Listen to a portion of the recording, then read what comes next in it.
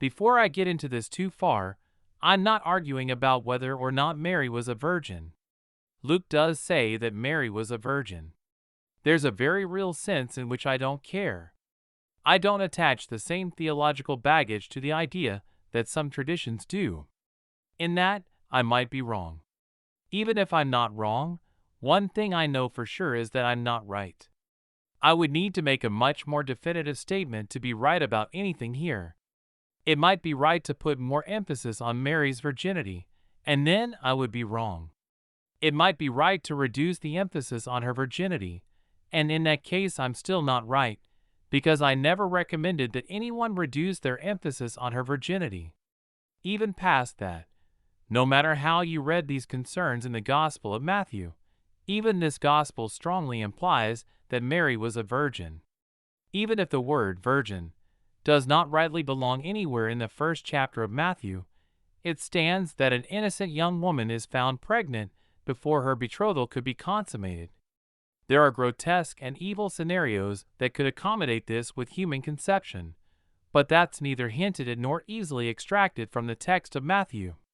While I have no particular opinion on the biological details of Jesus' conception, the opinion of the Gospel writer is evidently that it is divine and pure. While I find biology boring, I do enjoy the textual examination of events like this. I'll let the biologists and the physicians argue over cases of parthenogenesis, and I'll be over on the side of the textual historians trying to make sense of Matthew and Luke's words. This does touch pretty firmly on a subject I've put a fair amount of my effort into as well. I believe that the Gospel of Matthew was written in Hebrew, against the consensus of scholarship that believes that it was written in Greek. The first thing that people in the know will often bring up to try to defend their belief that Matthew was written in Greek is Matthew 1 verse 23. In Greek, this reads, Ιδού, η παρθένος εγαστρή εξικετέξεται ιών, και καλέσουσιν το όνομα αυτού Εμμανουήλ, όμικρον μέτονο εστί μεθερμινευόμενον, μέθη μόνο Θεός. This is a quote from Isaiah 7 verse 14, which in Hebrew reads, הנה עלמה הרע ויולדת בן וקראת שמו עמנואל. The Greek translation of Isaiah says is the same, except that it leaves out the interpretation of the name Emmanuel. The Hebrew text of Matthew quotes from the Hebrew version of Isaiah exactly, without the interpretation. In Greek, the word describing the one who bears a child is Η παρθένος. In Hebrew, it's העלמה. This is where the problem comes in. These two words are not exactly synonyms. Most often, Παρθένος. implies sexual inexperience, where עלמה. implies fertility. This creates a multi-layered problem when it's read as a reference to Mary. Before I go further with this, I find that it helps to state the things that are most often unstated. One of the reasons that we are so eager to highlight Mary's virginity is that it is a titillating subject. Because of the intensity of the sexual drive among the majority of people, and the discomfort and expense associated with children, any suggestion that these two very important portions of human life could be separated is exciting. This is true of medical realities, like birth control or sterilization surgeries. It's also true of legends and myths where births come about by another means, like Athena's birth from the head of Zeus. Stating that outright allows us to ask a question that doesn't often get asked. Is Mary's virginity the focus of Matthew 1 verse 24? The fact that we are drawn to her virginity doesn't mean that it's actually the focus. It just means that we find it titillating. We didn't need it to be in the Bible to know that we find it titillating. So is Matthew really talking about Mary's virginity here? Or is there something else that's in focus, and we're just drawn to the thing that excites us? Let's look at other places where Matthew says an Old Testament passage is fulfilled. This will help us get a sense of what Matthew means when he talks about something being fulfilled. There are 11 other places in Matthew where he says an Old Testament text is fulfilled. Matthew 2 verses 14 to 15, when he arose, and did as was told him of the angel. He took the young child and his mother by night, and departed into Egypt, and was there until the death of Herod, that it might be fulfilled which was spoken of the Lord by the prophet, saying, Out of Egypt have I called my son. Matthew 2 verses 16 to 18. Then Herod, when he saw that he was mocked of the wise men, was exceeding wroth, and sent forth, and slew all the children that were in Bethlehem, and in all the coasts thereof, from 2 years old and under, according to the time which he had diligently inquired of the wise men. Then was fulfilled that which was spoken by Jeremiah the prophet, peace upon him, saying, In Ramah was there a voice heard, lamentation, and weeping, and great mourning, Rachel weeping for her children, and would not be comforted regarding her children, because they are not. Matthew 2 verse 23. And he came and dwelt in a city called Nazareth, that it might be fulfilled which was spoken by the prophets, he shall be called a Nazarene. Matthew 4 verses 13 to 14. And leaving Nazareth, he came and dwelt in Capernaum, which is upon the sea coast, in the borders of Zabulon and Nephthalim, that it might be fulfilled which was spoken by Isaiah the prophet, saying, The land of Zabulon, and the land of Nephthalim, by the way of the sea, beyond Jordan, Galilee of the Gentiles. The people which sat in darkness saw great light. And to them which sat in the region and shadow of death light is sprung up. Matthew 8 verses 16 to 17. When the even was come, they brought unto him many that were possessed with devils, and he cast out the spirits with his word alone, and healed all that were sick, that it might be fulfilled which was spoken by Isaiah the prophet, saying, Himself took our infirmities, and bare our sicknesses. Matthew 12 verses 16 to 21. And charged them that they should not make him known, that it might be fulfilled which was spoken by Isaiah the prophet, saying, Behold my servant, whom I have chosen, my beloved, in whom my soul is well pleased. I will put my spirit upon him, and he shall shew judgment to the Gentiles. He shall not strive, nor cry, neither shall any man hear his voice in the streets.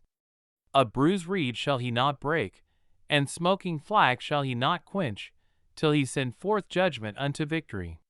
He shall not fail nor be discouraged, till he have set judgment in the earth, and the isles shall wait for his law. Matthew 13 verses 13 to 15. Therefore speak I to them in parables, because they seeing see not, and hearing they hear not, neither do they understand. And in them is fulfilled the prophecy of Isaiah, which saith, By hearing ye shall hear, and shall not understand, and seeing ye shall see, and shall not perceive. For this people's heart is waxed gross, and their ears are dull of hearing, and their eyes they have closed, lest at any time they should see with their eyes, and hear with their ears, and should understand with their heart, and should be converted, and I should heal them. Matthew 13 verses 34 to 35. All these things spake Jesus unto the multitude in parables, and without a parable spake he not unto them, that it might be fulfilled which was spoken by the prophet, saying, I will open my mouth in parables, I will utter things which have been kept secret from ancient times. Matthew 21 verses 3 to 7. And if any man say aught unto you, ye shall say, The Lord hath need of them, and straightway he will send them. All this was done, that it might be fulfilled which was spoken by the prophet, saying, Tell ye the daughter of Shaun, Behold, thy king cometh unto thee, meek, and sitting upon an ass, and a colt the foal of an ass. And the disciples went, and did as Jesus commanded them, and brought the ass, and the colt, and put on them their clothes, and they sat him thereon. Matthew 27 verses 7 to 10. And they took counsel, and bought with them the potter's field, to bury strangers in. Wherefore that field was called, the field of blood, unto this day.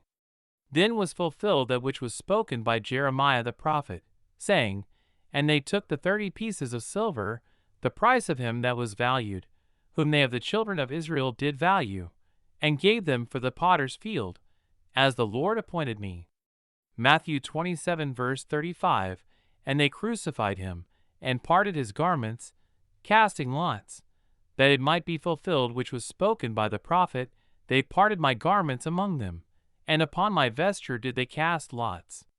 One thing that's a topic for another day, that quickly becomes apparent is that Matthew doesn't mean the same thing by fulfill that a lot of people in the 20th and 21st centuries understand fulfill to mean.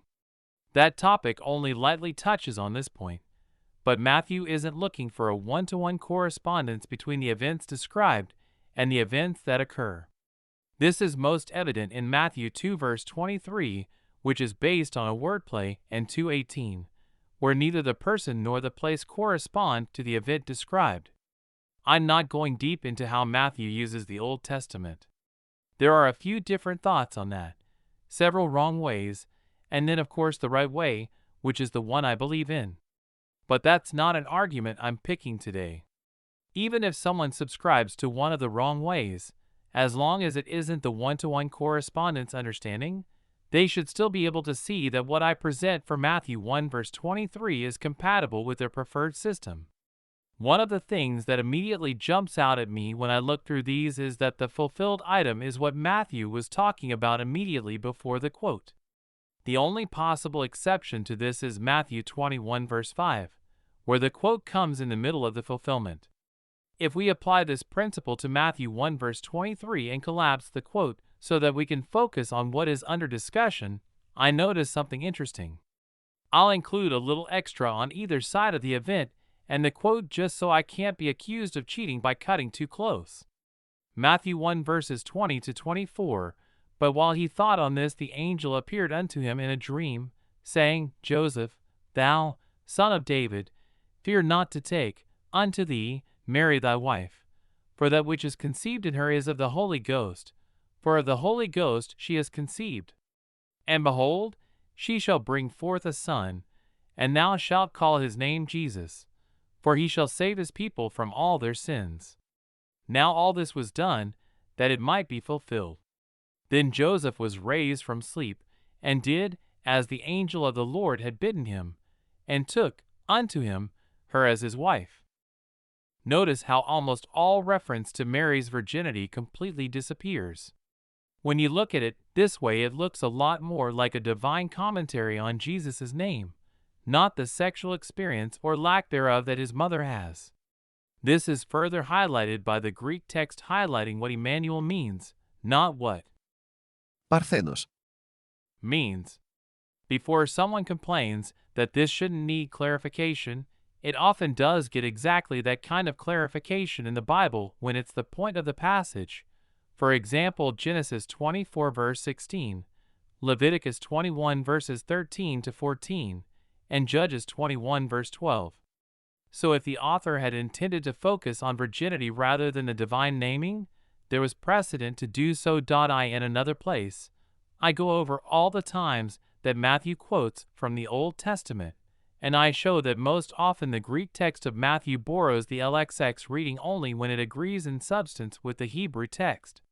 Where the Hebrew and Greek Old Testaments disagree, even the Greek text of Matthew most often modifies the quote to match the essence of the Hebrew text. It seems that in this case, the one behind the Greek edition of Matthew felt that the LXX was close enough. This would make the most sense if they were focused on the naming aspect of the quote rather than the sexual experience of the mother. That said, it's worth noting that neither Alma. nor Παρθένος. are quite as straightforward in their designations as those that want to use this to prove Matthew was written in Greek like to pretend.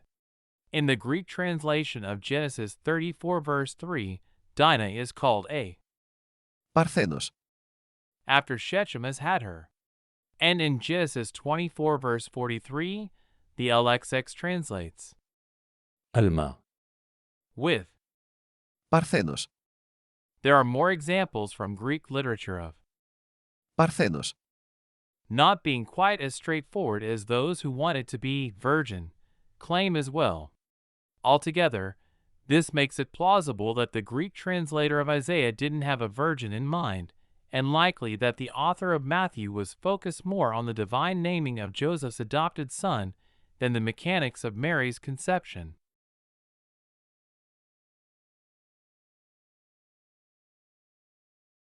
Thank you for watching my video.